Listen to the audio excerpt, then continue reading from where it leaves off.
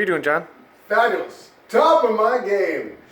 Well, not really, but pretty good. Yeah, big picture, pretty good. Let's talk about this pedal. We're talking about the JHS Bonsai. I'm sure some of you out there have heard about it. What they're doing here, the good people of JHS, are doing kind of a loving homage to tube screamers. Basically, in the late 70s, the overdrive pedal was arguably perfected. And it started with the Boss OS1, and then went through the 808 and et cetera, all the way through it. And what they did at JHS is they narrowed it down to 9 kind of quintessential overdrives. And this is not like a digital facsimile of these sounds. They actually built it as close as they could, each of these component per component, to cop that sound. So it's so not only are they copying these classic pedals, but they're copying the best versions of them. They found all these different examples, found the ones that were the best example of that sound, and through analog circuitry, got it as close as it can get. And actually, you pick up any old tube screamers that are 30, 40 years old, and they're each going to sound a little bit different. That's just kind of part of it. But this will fall right in there with that sweet spot, sounding real close to all of them. So why don't we just spin through it? As I said, there's 9 settings, and it takes us through kind of the history of it all. Oops, okay, should have maybe turned that off before I spun it. There's this rotary dial right here. Controls are real simple. Volume, drive, tone, and a rotary drive that brings you all the way through the settings. The first setting is the OD1 that we talked about. That's that yellow Boss overdrive. One that I actually had back in the day. Regrettably, I no longer have it. But if you remember right, there's only volume and drive on that. So there's our bass tone. We're going through that valve train. And as you can hear, that's humbucker straight into that, and that's just crystal clear. No reverb, no nothing, just a really good representation of a clean guitar. And here we are with the first setting. Yeah, and that I wish I had it to A/B to those old yellow OD1s, but that sounds pretty similar. Now again, that's a weird flavor to have. It may not be your flavor, but it is a flavor. Let's move on to the next one, the 808. This is a TS-808 from 1979. And on this one, actually, I believe the tone actually works.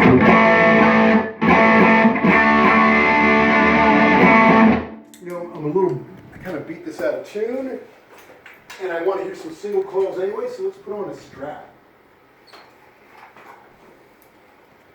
I love that your tech has this all set up for you. Yeah, right? Yeah. Yeah, that guy's good. Yeah. Actually, I hate changing strings so much. I need a tetanus shot after touching half these guitars. These strings are so old and funky. Okay, here we are in Stratland. That's the straight up. Now here's their 808.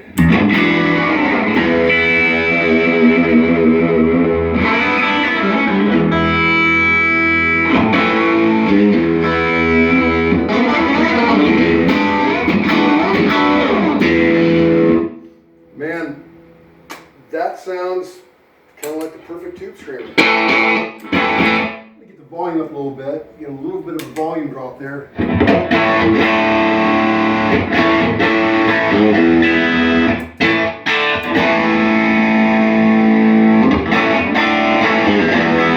think my favorite 808 setting is that 666, where they're all at 6. Again, no satanic connotations. That is just a mnemonic device. But this kind of emulates that pretty well.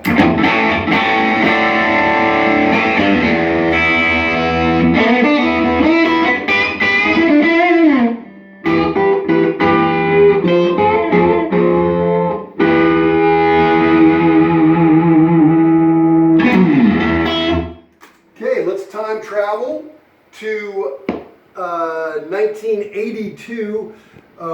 This is the TS9, nearly identical to the 808, but with slightly more pushed low mids.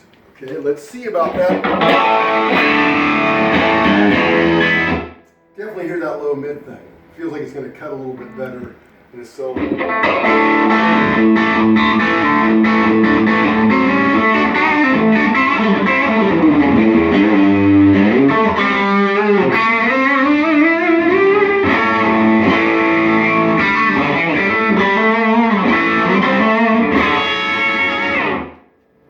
Love it. Let's travel on, shall we? Next, we're going to 1985, and this is the MSL. That's the Power or L series. And I think it's called the Metalist or the Metal something. But it's not really a metal tone to me. It's more like that's just a good rock and roll sound.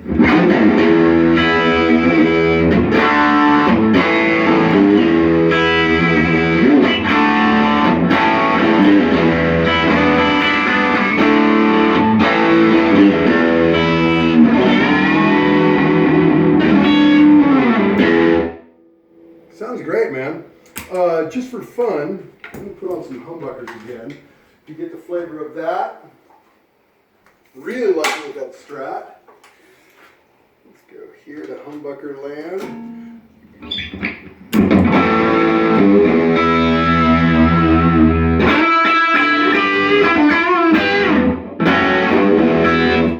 Really boost the tone and the drive. I'm just going to dime it.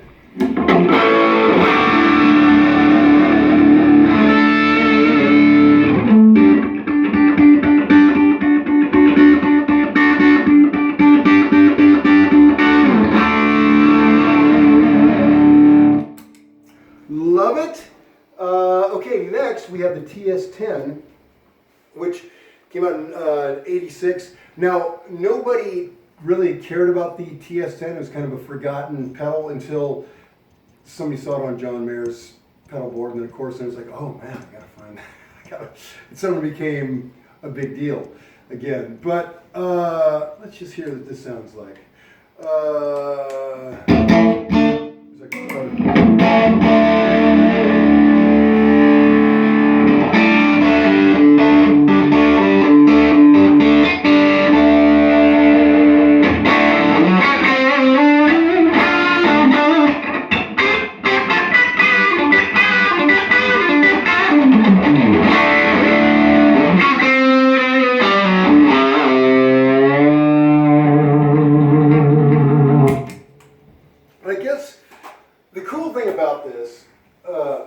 Chris and I were talking, as we do, and an overdrive pedal to me is the most difficult thing to find, because you want it to sound ampy and have this thing that works. And there's so many out there that to me sound very thin, or they change your tone so much, or they sound great in one condition and they sound terrible at the gig. You know, like you have them in your home and it's like, oh, I love this, take it to the gig, it's different. What I love here is that you have 9 options. So if one isn't working for you that day, with the flip of this rotary switch, you can dial into another one. Now, I don't know if I would be dialing as I go per song on a set, but you'd probably find your like 2 favorite and maybe go between those. Also, what I love, because it's analog, digital pedals to me, you've always got, it seems no matter how careful you are about power, they're very unforgiving with power. Analog pedals, it doesn't matter what you're plugged into. They're basically going to do what they do. The voltage in the venue can be way under, it can be over. They don't really care. You could have one crap, wall wart supplying pedal power for a bunch of them all daisy chained together, and you're going to be all right. But you throw one digital one into it, and it can shut down the whole thing. So I love the organic nature of the tone. Whoops, Chris, I think we're almost out of time. I love the organic nature of the tone, but I also love just the lack of worry about digital things going bad. Digital is just not as forgiving. Little side note. Anyway, now I've got this is my 1958 Junior. It's basically all stock. There's a newer bridge, but it's just a Gibson bridge. But here's our bass tone. And let's go to the next one, which is the EXAROD. And this is the XR is a Polish-made TS style from '89. Just kind of put it right. Everything at 7.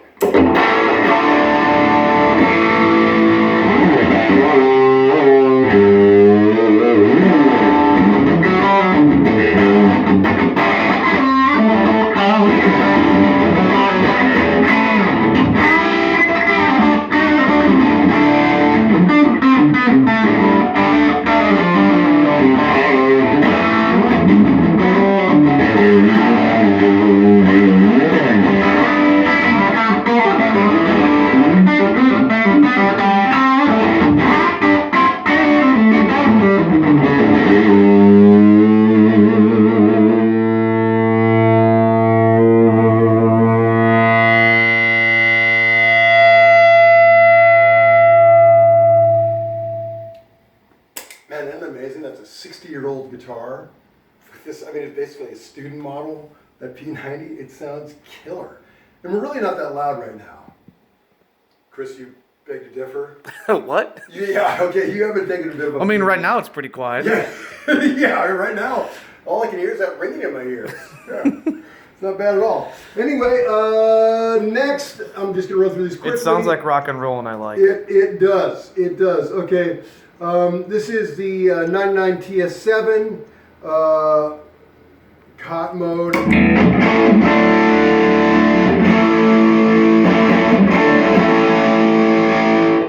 Which I love. Next is the Keeley mod, which, as many of you might remember, Robert Keeley, who, genius pedal builder, he really kind of got to start by modding classic pedals, and here's their take on that.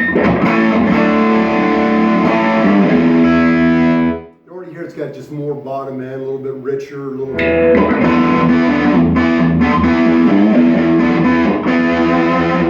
And then the final is their JHS mod, which is cleaner and overall more powerful. I'm going to bring down the drive a bit.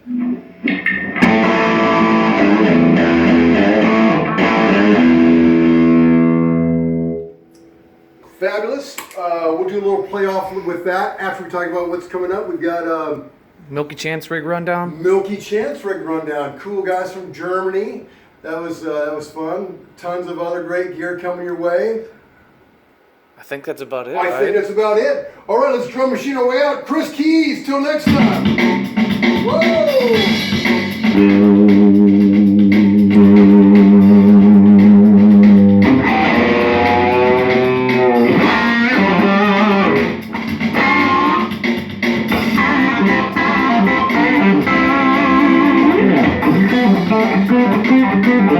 Thank you.